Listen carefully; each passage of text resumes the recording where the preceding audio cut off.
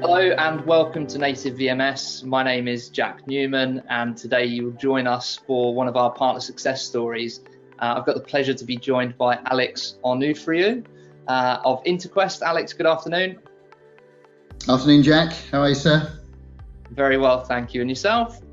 Good, very good, thank you. And the pronunciation was good? You're spot on, actually. Yeah, gold star.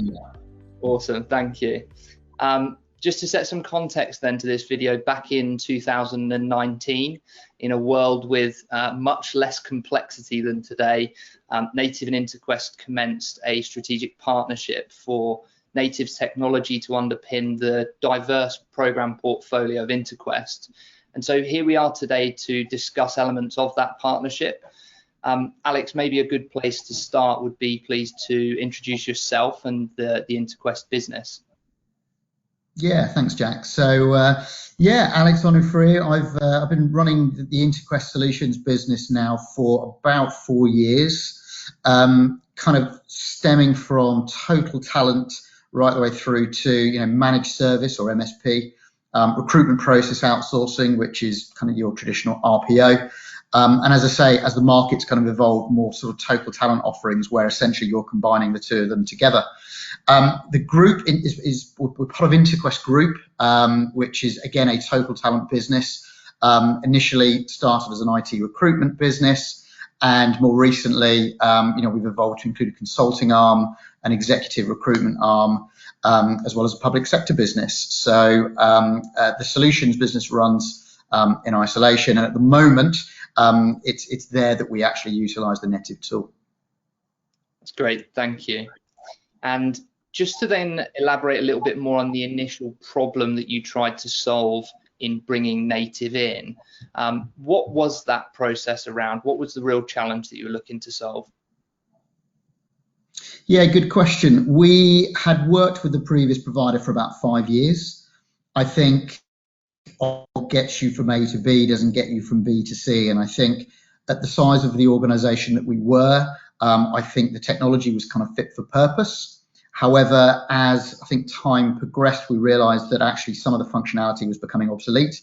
But being really candid, most importantly, the bit that I value the most, certainly in my role, is that kind of post-sales support that, we know things will go wrong. And when they do go wrong, it's how that supplier or that partner addresses it.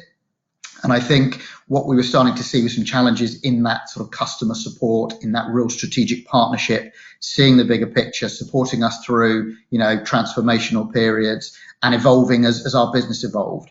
So I actually started a fairly robust tender process in the market, and our PMO function ran a fairly extensive review of all of your competitors, Native included. And we were delighted to appoint Native as our partner of choice back in 2019. So Alex, thank you. And you've just gone through some of those points within your selection criteria. What for you was the most critical aspect of bringing in a new VMS and the most important part of that? Yeah, I think there were probably two key reasons for me. I think firstly, the technology itself, and secondly was the people that we engaged with through the process.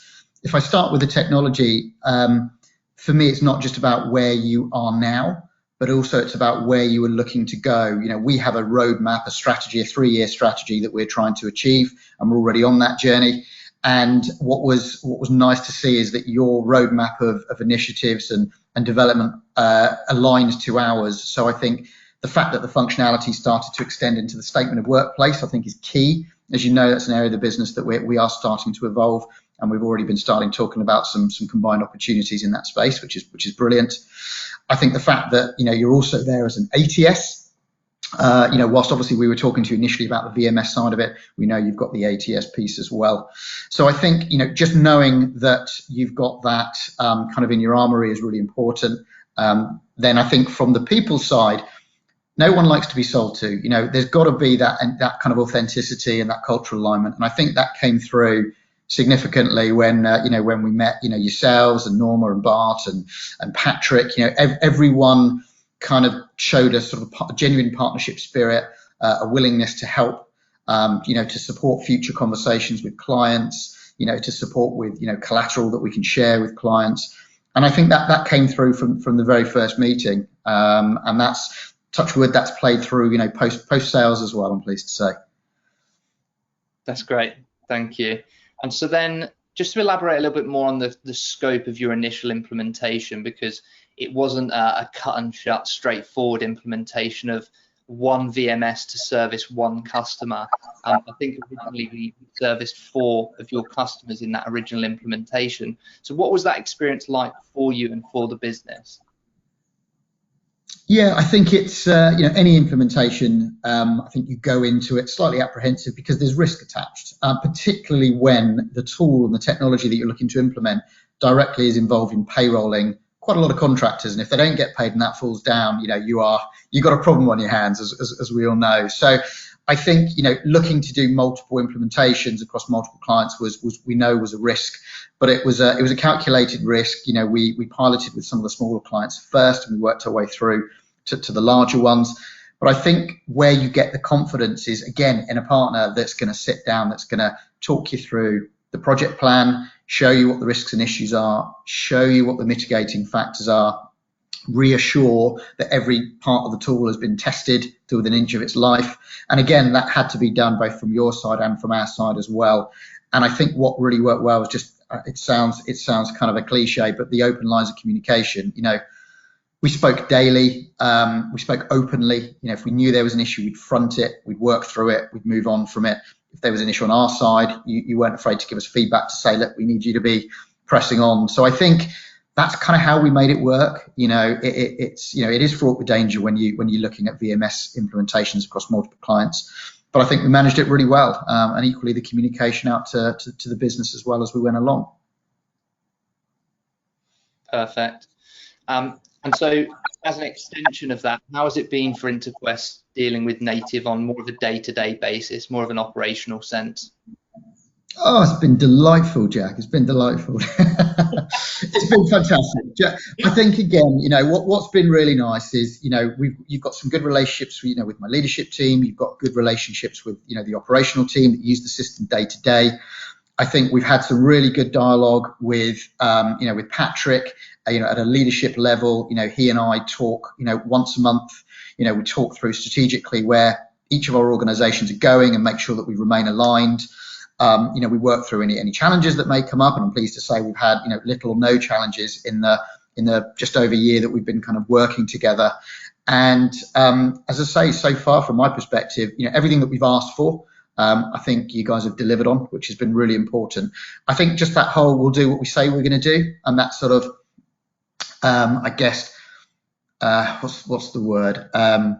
Reliability, which sounds like a very ordinary word, but certainly from where we came from, having a partner that's unreliable when you've got to front that to clients is so important. So I definitely don't underplay that when I say that you've been a very reliable partner to us. So we enter 2021 with IR35 on the horizon. We at Native, we've made some functional developments to cater to the new legislation. So we've incorporated it as part of our compliance management system. And so IR35 forms a critical element of the tool for us this year. What does IR35 mean for you, Alex? What does it mean for the business? What are some of the things that you've planned to be able to bring to the market this year to cater for the new legislation? Yeah, good question. So I think we had a lot of plans last year, but obviously had a full start with IR35, but there seems to be far more confidence that it will get rolled out in a couple of months' time. From our perspective, I think it's definitely changing the face of that contracting space. There's a big cultural shift. I think clients, some are far more educated than others around it and more knowledgeable than others around it. In some cases, made the decision last April and have actually stuck to that and already established, but there's still a hell of a lot of clients out there who are just seeking support and counsel on how best to approach it. From our side, I suppose we've approached it in two ways. We've partnered with a couple of IR35 specialist organisations who offer up technology and tools to actually perform the assessments as an alternative to the government-run CES tool. And I guess in addition to that tool, as a belt and braces approach, there's also assurances attached to it as well. And we've been talking to clients about a kind of fairly robust framework that gives them, I guess, peace of mind that they're not exposed to sort of risk, further down the line. I think, contractors definitely seem to be far more educated and knowledgeable this year around IR35 and what it means for them. So I think that whole, agencies being seen to try and do things upon the contractors, I think, has kind of moved away. Contractors understand that this is kind of what's happening. There's no way around it, and that it's about compliance.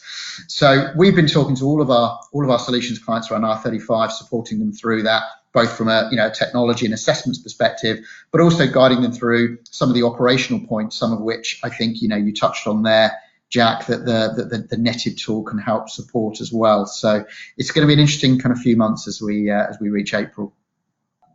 In terms of some of the strategic advantages that Interquest now has based on its tooling, Alex, what does that provide you? What does that then provide to your customers?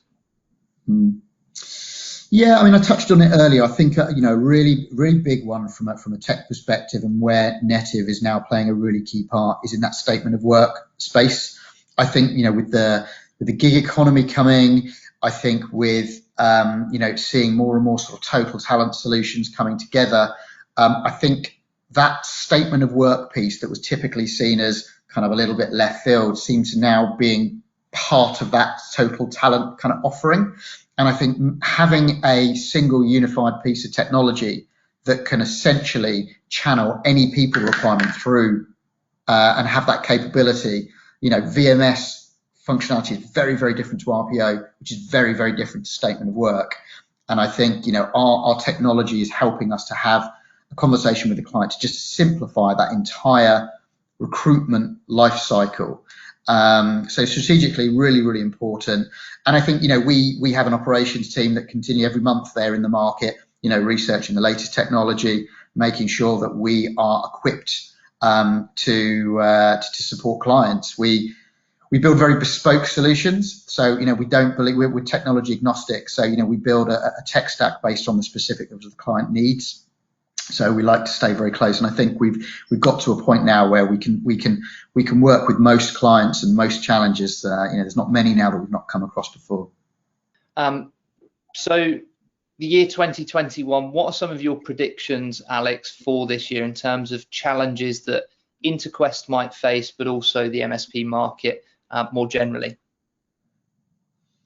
Yeah, I think, look, we've touched on the first one, which of course is IR35. That's going to have an impact, I think, on the contract market. I think it's really difficult to say whether you'll see a spike in the use of MSPs as clients may be uncertain how to manage that population themselves, or whether you'll see the opposite, where clients maybe shed contractors because they're just uncertain on how to kind of deal with it.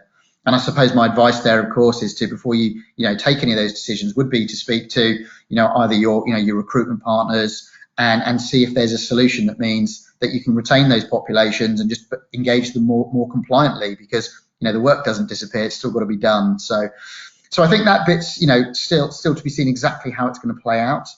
And I guess we can't go through this call without mentioning COVID. I think clearly that's had an impact on business last year significantly, but there's definitely signs of recovery. We've had a really positive start in January. All of our clients, almost without exception, are signing off on new roles, growth positions, not just replacements, where some of those clients had, investment that they put on hold last year. They've now kind of pushed the button again, and that's all kicked off. So I think, there will be, there's definitely more buoyancy in the market right now, and I think that's a great opportunity for people. I also think that recruitment's going to become harder. The reality is there are more people out in the market at the moment, active, for whether that's for their own reasons or because of the impacts of COVID. But I think that's just made finding the best talent amongst a sea of people that are looking right now even more tricky. So having the right tools, having the right technology is so important. So we won't stop researching new technology. We won't stop looking at ways that we can work with Netiv to evolve the functionality of the tools to help us. And then just finally, Alex, what are some of the big aims and objectives for you and for Interquest over the next 12 to 18 months? Yeah, so I think it's going to be a big 12 months, both in the market and for Interquest. I think, we were unfortunate last year. We let a lot of good people go as a result of COVID. We sincerely hope that we can, bring some of those guys back where it's possible. But also, I think, we have even greater value on our people, perhaps even more so than we had before. And I think, having individuals that are, at home, potentially in lockdown, possibly in some cases on their own.